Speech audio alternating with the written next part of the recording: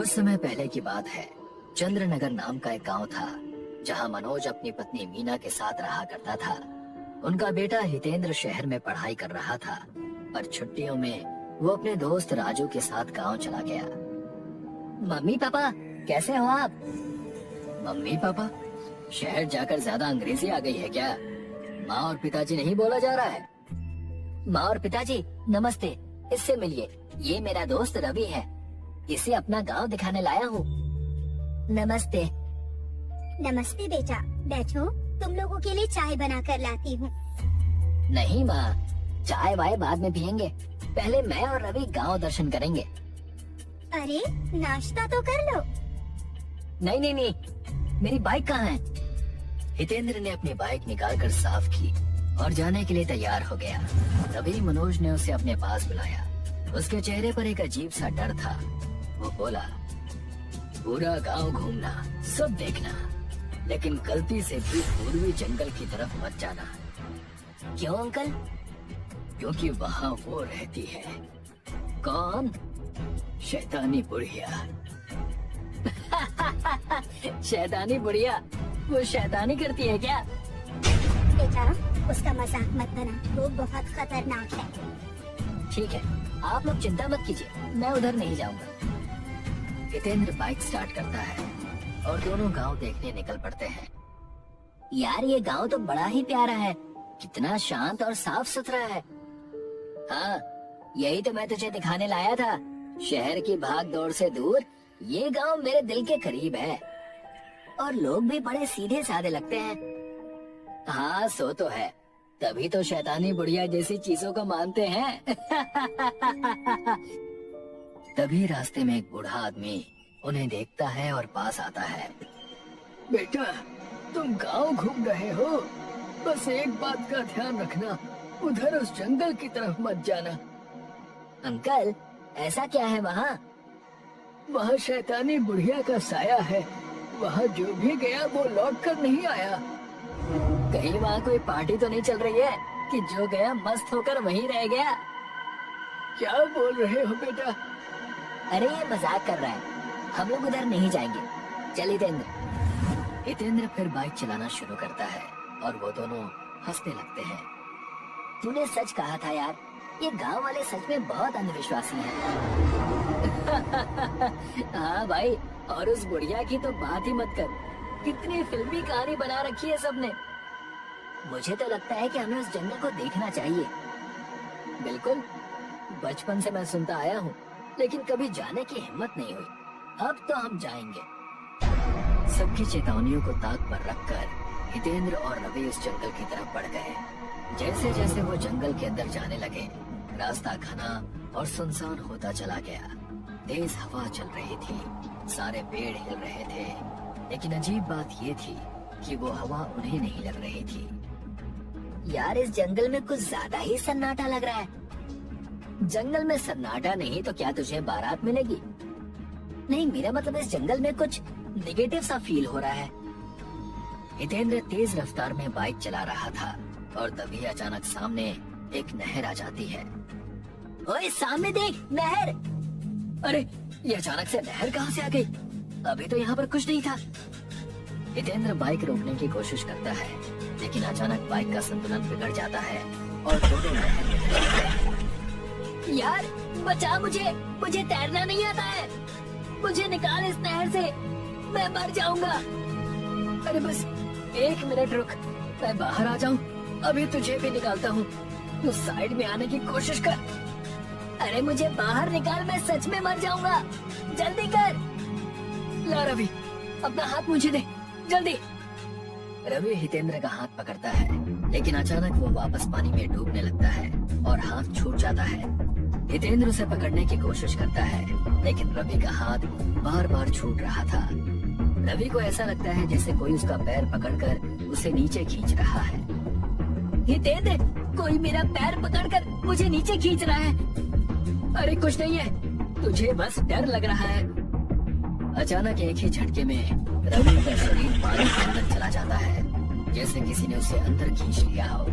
हितेंद्र घबरा जाता है, पर अगले ही पल रवि दोबारा हाफता हुआ ऊपर आ जाता है और इस बार हितेंद्र उसे बाहर खींच लेता है। तुझे कुछ हुआ तो नहीं? नहीं, पर यार मुझे ऐसा लगा जैसे कोई मुझे खींच रहा था। हाँ, वो पानी में ऐसा ही लगता है। दोनों चैन की सांस लेते हैं, पर तभी हितेंद्र की नजर उसकी बाइक पर पड़ती है जो नहर में डूब रही होती है। अरे मेरी बाइक, मुझे इसे बचाना होगा।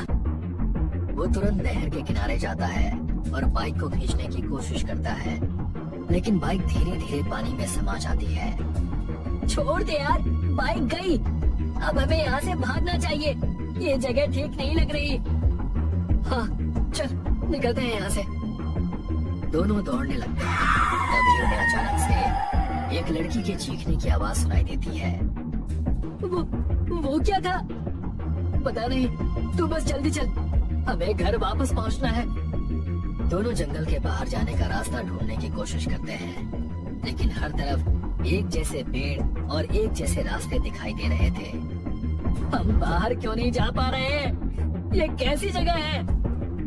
कहीं वो सब सच तो नहीं कह रहे थे कि यहाँ शैतानी बुढ़िया रहती है? तभी वहाँ की तेज हवाएं अजीबोगरीब आवाजें करने लगती है और हर कदम पर दोनों को लगता है कि कोई उनका पीछा कर रहा है। हितेंद्र, मुझे लग रहा है कि हम यहाँ अकेले नहीं हैं। प्लीज ऐसी बातें मत कर, मुझे पहले से ही डर लग रहा है। हितेंद्र और रवि घबराकर चारों तरफ देखने लगते हैं। पेड़ और रास्ते सभी एक जैसे दिखाई दे रहे थे। हितेंद्र थक हार कर अपने पिता मनोज को फोन करता है। पिताजी, मैं और रवि हम लोग जंगल में फंस गए हैं। जंगल से बाहर आने का कोई रास्ता नहीं मिल रहा और बाइक भी नहर में गिर गई है। मैंने तुझे मना किया था कि उस जंगल में मत जाना, पर तू है कि मानता नहीं। और किस नहर की बात कर रहा है तू? इस गांव के आसपास या उस जंगल में दूर दूर तक कोई नहर नहीं है। क्या? अरे पिताजी, बाइक सच में नहर में गिर गई है और रवि भी डूबते डूबते बचा है। ये सब उस बुढ़िया की माया होगी। तो रुक, हम तुम दोनों को लेने आ रहे हैं, बस तो उस बुढ़िया से बचकर रहना। फोन कट जाता है। हितेंद्र और रवि को समझ में नहीं आता कि उन्होंने जो देखा क्या वो झूठ था या फिर सच। वो चारों ओर देखने लगते हैं और तभी पास में एक पेड़ के पास कुछ हलचल होती है। हितेंद्र, वो देख, कुछ हिल रहा है। ये तो सांप है। अगर ये बुढ़िया वाली बात सच है तो इस सांप से बचकर रहना होगा, क्योंकि मैंने सुना है कि एक काली शक्तियाँ सांप के रूप में आती हैं। वो बड़ा सा सांप पेड़ों के पीछे से निकल रहा था और उसे देखकर उनकी धड़कनें तेज हो रही थी। तभी वो सांप एक पेड़ के पीछे जाता है और वहाँ से एक खूबसूरत लड़की सामने आती है। इच्छाधारी नागिन? ये इच्छाधारी नागिन है हितेंद्र। सांप सच में दूसरी तरफ जा रहा था, लेकिन उन दोनों को यकीन नहीं हुआ कि इतनी खूबसूरत लड़की जंगल में कैसे आ सकती है। अरे मैं कोई नागिन नहीं हूँ, यकीन करो, मैं भी तुम लोगों की तरह यहाँ फंसी हुई हूँ। ये जंगल बहुत अजीब है, कोई रास्ता ही नहीं मिलता बाहर जाने का। तुम यहाँ कैसे फंसी? मैं भी जंगल देखने आई थी और अब रास्ता नहीं मिल रहा। तुम लोगों ने भी देखा होगा, हर तरफ वही पेड़ और वही रास्ते, बाहर जाने का कोई रास्ता ही नहीं दिखता। उन दोनों को पूरा यकीन तो नहीं था, पर उनके पास कोई और रास्ता भी नहीं था। अब वो तीनों मिलकर बाहर जाने का रास्ता ढूंढने लगते हैं, पर जितना ही वो कोशिश करते हैं उतना ही वो गहरे जंगल में फंसते जाते हैं। ये क्या हो रहा है?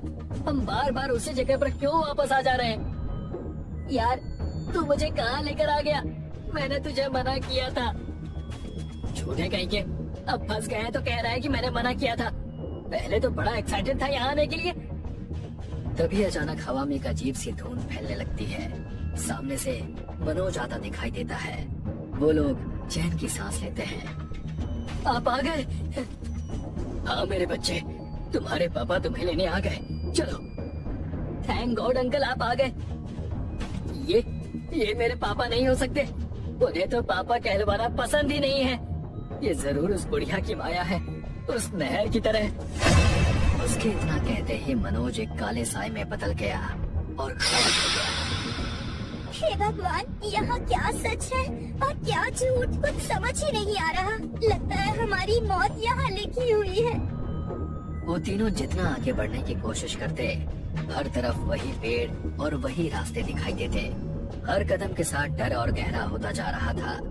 हितेंद्र की हथेलियां पसीने से भीग गई और तभी रवि चिल्लाया, मैं अब और नहीं झेल सकता। ये लड़की ही सब कुछ कर रही है। ये वही बुढ़िया है। मैं? तुम पागल हो गए हो क्या? मैं क्यों ऐसा करूँगी? झूठ बोल रही है, ये वही शैतानी बुढ़िया है। बस करो तुम दोनों, झगड़ने से कुछ नहीं होगा। तुझे याद है रवि, हम बचपन में ऐसे ही एक पार्क में खो गए थे, तो वहाँ से भी तो निकल गए थे ना? हाँ, मुझे याद है, पर वो बात अलग थी यार।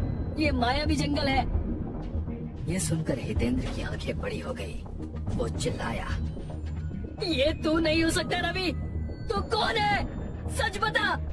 क्योंकि रवि मेरा बचपन का दोस्त है ही नहीं, वो तू मुझे कॉलेज में मिला था। तो तू आखिर समझ ही गया।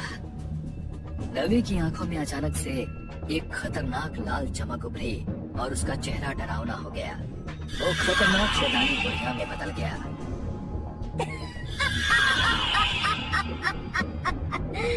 तुम्हारा दोस्त तो उसी समय मेरी मायावी नहर में डूबकर मर गया था, और अब तुम भी नहीं बचोगे, क्योंकि कोई यहाँ से बचकर नहीं जाता। हे भगवान, अब तक हम इस बुढ़िया के साथ टहल रहे थे। तुमने रवि को मार दिया। और अब तुम्हारी बारी है। नए शिकार आ गए।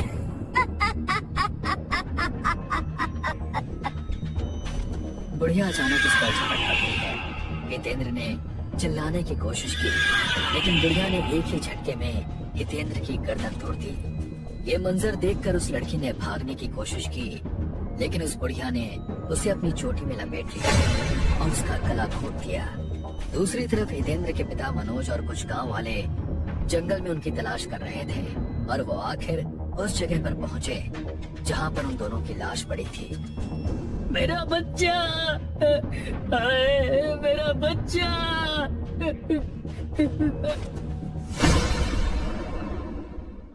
सुशांत ऑफिस का काम खत्म करके थका हारा घर आया था। घर में आते ही वो अंकिता को आवाज देने लगता है, अंकिता, अंकिता, अंकिता, कहाँ हो तुम? मेरे सर में बहुत तेज दर्द हो रहा है, प्लीज एक स्ट्रॉन्ग कॉफी पिला दो यार, प्लीज। सुशांत की आवाज देने पर भी अंकिता बाहर नहीं आई, तो सुशांत उसे किचन में ढूंढने चला गया, और किचन में सामने का नजारा देखकर सुशांत दंग रह गया। अंकिता ने अपने चेहरे को अपने बालों से ढक रखा था। उसके सामने एक थाली थी जिसमें मिर्ची, नींबू, नमक, इमली और लाल मिर्च थी, और वहीं बगल में गर्म कोयले से भरी थाल थी, और अंकिता वो सब खा रही थी। अंकिता, ये सब क्या कर रही हो तुम? दिख नहीं रहा है क्या? खाना खा रही हूँ। तुम्हें भी चाहिए क्या? तुम पागल हो गई हो क्या अंकिता? क्या हुआ है तुम्हें? क्यों? ये सब पसंद नहीं आया तुम्हें? तो ये खाओगे? अंकिता ने एक जलता हुआ कोयला हाथ में लिया और सुशांत को देने लगी। सुशांत डर गया। तभी अंकिता ने वो जलता हुआ कोयला अपने मुंह में डाल लिया। ये नजारा देखकर सुशांत के हाथ पैर कांपने लगे। अब भी हिम्मत है मुझे रोकने की? सुशांत डर के मारे वहाँ से भाग गया। अंकिता और सुशांत मुंबई के रहने वाले थे। एक हफ्ते पहले सुशांत को ऑफिस से लेटर मिलता है कि उसका 1 साल के लिए ट्रांसफर किया जा रहा है गुजरात के चंदनपुर गांव में। ये बात सुनकर सुशांत का मुंह लटक गया। सर, आप मेरा ट्रांसफर किसी दूसरे शहर में कर दीजिए ना। इस गांव में क्यों, वो भी गुजरात में? देखो सुशांत, ये कंपनी के डायरेक्टर का डिसीजन है, मैं इसे बदल नहीं सकता, लेकिन मैं ट्राई करूंगा कि तुम्हें वहाँ 1 साल तक रहना न पड़े। लेकिन हमारे नए प्रोजेक्ट के लिए तुम्हें वहाँ जाना तो पड़ेगा। हो सकता है कि इस प्रोजेक्ट के सक्सेस के बाद तुम्हें भी इंक्रीमेंट मिल जाए, और वहाँ तुम्हारे और तुम्हारे परिवार के लिए सारी फैसिलिटीज ऑलरेडी प्रोवाइड की गई हैं, और घर के कामों के लिए एक आदमी भी है। विला में पहुँचने के बाद वो तुम्हें मिल जाएगा। अपनी तरक्की के लिए सुशांत ने प्रोजेक्ट को एक्सेप्ट कर लिया और गुजरात चला गया। तकरीबन 12 घंटे का सफर करने के बाद वो चंदनपुर गांव में पहुंचता है और रुक्मणी विला के सामने आकर खड़ा हो जाता है। रुक्मणी विला किसी पुराने बंगले की तरह लग रहा था। ये क्या है यार, ऐसा भी कोई विला होता है क्या? सुशांत, अब जो भी है जैसा भी है हमें इसी के साथ एडजस्ट करना है। सो अब अपना मुंह मत बनाओ और अंदर चलो। अंदर आते ही एक बूढ़े आदमी ने दरवाजा खोला। वो बूढ़ा आदमी बहुत शांत लग रहा था। अंदर आ जाओ बेटा। चाचा जी आप? मेरा नाम रघु है बेटा, मैं इस पुराने विला की रखवाली करता हूँ। बेटा तुम्हें एक बात बताना चाहता हूँ, यहाँ आए हो तो जरा संभल कर रहना।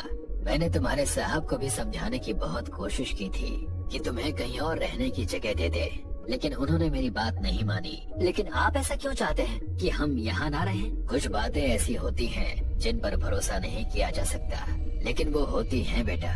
देखो यहाँ ऊपर एक कमरा है जो कई सालों से बंद है, बस वहाँ मत जाना। सुशांत को कुछ समझ में नहीं आया। उसने चाचा जी की बातों पर ज्यादा ध्यान नहीं दिया। सब समझ में आ रहा है कि रघु चाचा यहाँ रहने से मना क्यों कर रहे थे। ये जगह ठीक नहीं है, अब इसका इलाज भी चाचा जी ही बता सकते हैं। सुशांत दौड़ते हुए चाचा जी के घर गया और उन्हें सारी सच्चाई बताई। बेटा मैं जानता था कि ऐसा एक न एक दिन जरूर होगा। रुक्मणी इतनी आसानी से नहीं जाने वाली। रुक्मणी? कौन रुक्मणी? और उसका हमसे क्या नाता? वो हमारे पीछे क्यों पड़ी है? रघु चाचा ने बताया कि 30 साल पहले गांव में रुक्मणी विला सबसे बड़ा विला था और उस विला में रुक्मणी अपने पति के साथ रहती थी। रुक्मणी का पति गजेंद्र रुक्मणी से बहुत प्यार करता था, इसलिए उन्होंने इस विला का नाम रुक्मणी रखा था। लेकिन किस्मत को कुछ और ही मंजूर था। रुक्मणी दिखने में जितनी खूबसूरत थी, अंदर से उतनी ही खतरनाक थी। उसे पैसों का बहुत लालच था, इसलिए उसने गजेंद्र से शादी की थी। गजेंद्र को जब पता चला कि रुक्मणी उसे धोखा दे रही है और काला जादू करके सबको ठगती रहती है, तो गजेंद्र का गुस्सा 7वें आसमान पर पहुंच गया और उसने रुक्मणी को उसके कमरे में ही जला दिया। तब से रुक्मणी की आत्मा उस विला के कमरे में कैद है। एक दिन गजेंद्र को रात में किसी के रोने की आवाज आई। उस आवाज की ओर बढ़ता गया। क्या हुआ, कैसे हुआ, कुछ नहीं जानते। बस अगले दिन उसी कमरे में गजेंद्र की लाश मिली, वो भी बहुत बुरी हालत में। लाश ऐसी दिख रही थी जैसे उसका खून सूख गया हो। तब से उस कमरे को बंद रखा गया था ताकि रुक्मणी की आत्मा किसी और की जान न ले सके। तभी सुशांत को याद आया कि उसका बच्चा अभी भी रुक्मणी विला में है। वो चाचा जी को लेकर रुक्मणी विला की ओर भागा। तभी अंकिता अपने बच्चे के पास आई। उसकी आंखों की पुतलियां सफेद हो गई थी और वो बच्चे के पास बेड पर बैठ गई। बहुत सालों बाद नरम नरम मांस खाने को मिलेगा। कहाँ से खाऊं तुम्हें? तुम्हारे मुलायम पैरों से या तुम्हारे सिर से खाती हूँ, मजा आएगा। अंकिता बच्चे के पास गई ही थी कि सुशांत ने पीछे से लोहे के सरिया से अंकिता के सर पर वार किया। अंकिता ने गुस्से में सुशांत की ओर देखा, फिर उसने सुशांत का गला दबाया और उसे हवा में उठा लिया। तभी रघु चाचा वहाँ पर आ गए और उन्होंने अपने पास रखी भभूति को अंकिता के माथे पर लगाया। अंकिता के शरीर में करंट दौड़ने लगा और वो वहीं बेहोश हो गई। रघु चाचा ने बताया कि अंकिता को गांव के सिद्ध तांत्रिक के पास लेकर जाना होगा, अब वही अंकिता को बचा सकते हैं। रघु चाचा ने सुशांत के बच्चे को गोद में लिया और सुशांत ने अंकिता को गोद में उठाया और दोनों ही जंगल की ओर जाने लगे। तांत्रिक के पास पहुंचने के बाद सुशांत ने अंकिता को तांत्रिक के पास लेटा दिया। तांत्रिक ने अंकिता के माथे पर जैसे ही हाथ रखा, उन्हें जो कुछ भी हुआ था सब दिखाई देने लगा। अंकिता किचन में काम कर रही थी, तभी उसे किसी के रोने की आवाज सुनाई देती है। ये आवाज किसकी है इस घर में और कौन है ये? अंकिता उस आवाज का पीछा करते करते उसी कमरे की ओर गई जहाँ रुक्मणी को जलाया गया था और अंकिता ने जैसे ही दरवाजा खोला, रुक्मणी की आत्मा ने अंकिता के शरीर पर कब्जा कर लिया। इससे पहले कि भभूति का असर खत्म हो जाए और ये जाग उठे, इसे इस पीपल के पेड़ से बांध दो। सुशांत ने एक रस्सी से अंकिता को पीपल के पेड़ से बांध दिया। तांत्रिक बाबा ने हल्दी और कुमकुम को पवित्र गंगा जल में मिलाया और अंकिता के चारों ओर घेरा बनाया। फिर अंकिता के ऊपर गंगा जल फेंका और जैसे ही पानी अंकिता के ऊपर छिड़का, अंकिता की आंखें खुल गई और वो जोर जोर से चिल्लाने लगी। उसने गुस्से में अपनी रस्सी तोड़ दी और घेरे से बाहर आने की कोशिश करने लगी। लेकिन जब भी वो घेरे से बाहर आने की कोशिश करती, घेरे में एक तिलस्मी आग लग जाती। अंकिता डरावनी गुस्से की आवाज में, तुम्हारी हिम्मत कैसे हुई मुझे यहाँ लाने की? तुम्हें क्या लगा तुम मुझसे बच पाओगे? इस ढोंगी तांत्रिक के साथ मिलकर मुझे हराओगे? अब मैं किसी को नहीं छोड़ूंगी, सबको मार दूंगी। मैं रुक्मिणी हूँ, रुक्मिणी। तांत्रिक बाबा ने वक्त ना गवाते हुए मंत्र बोलना शुरू किया। ओम क्लीम ऐं श्रीं कालिकाय नमः। ओम क्लीम ऐं श्रीं कालिकाय नमः। ओम क्लीम ऐं श्रीं कालिकाय नमः। तांत्रिक बाबा ने सुशांत को रुक्मणी विला में जाकर रुक्मणी की कोई भी एक अमूल्य चीज लाने के लिए कहा। रघु चाचा ने बताया कि रुक्मणी के कमरे में एक बड़ा सा संदूक है जिसमें उसने अपनी काली जादू की चीजें रखी हैं, वो लेकर आ जाओ। सुशांत दौड़ते हुए रुक्मणी विला में गया। सुशांत जब तक लौट कर आता, तांत्रिक बाबा ने रुक्मणी को रोक कर रखने का प्रयास किया, लेकिन इतने सालों में रुक्मणी इतनी शक्तिशाली हो गई थी कि उसे रोक पाना असंभव लग रहा था। और थोड़ी देर के बाद रुक्मणी ने खुद को हल्दी कुमकुम के घेरे से आजाद कर लिया। वो पहले रघु चाचा की ओर बढ़ी। रघु चाचा ने बच्चे को एक बड़े पत्थर के पीछे सुरक्षित रख दिया। रुक्मणी ने रघु चाचा को हवा में उठाया और एक पत्थर पर बैठा दिया। रघु चाचा के सर से खून बहने लगा।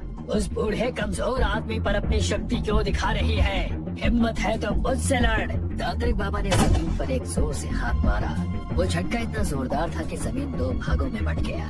रुक्मणी और तांत्रिक ने युद्ध शुरू किया और दोनों ही अपनी अपनी शक्तियों का प्रयोग करने लगे। तभी वहाँ सुशांत एक छोटा संदूक लेकर पहुँचा। बाबा, मैं संदूक लेकर आ गया। संदूक को उस हवन कुंड में डालो, जल्दी। मैं ज्यादा देर तक इसे रोक नहीं पाऊंगा। सुशांत संदूक को हवन कुंड में डालने के लिए आगे बढ़ा। रुक्मणी ने सुशांत पर हमला करना चाहा, लेकिन उससे पहले ही सुशांत अग्निकुंड के पास पहुंचा और संदूक को आग में डाल दिया। जैसे ही संदूक जल गया, रुक्मणी की आत्मा ने भी अंकिता का शरीर छोड़ दिया और वो उसके शरीर से बाहर आ गई। उसका रूप एक भयानक चुड़ैल की तरह था। वो जोर जोर से चिल्लाने लगी और कुछ ही पल में रात के दिन में तब्दील हो गई। सुशांत ने अपनी हिम्मत और प्रेम से अपने बच्चे और अपनी पत्नी दोनों को बचा लिया और हमेशा के लिए रुक्मणी विला को बंद करके वहां से चला गया।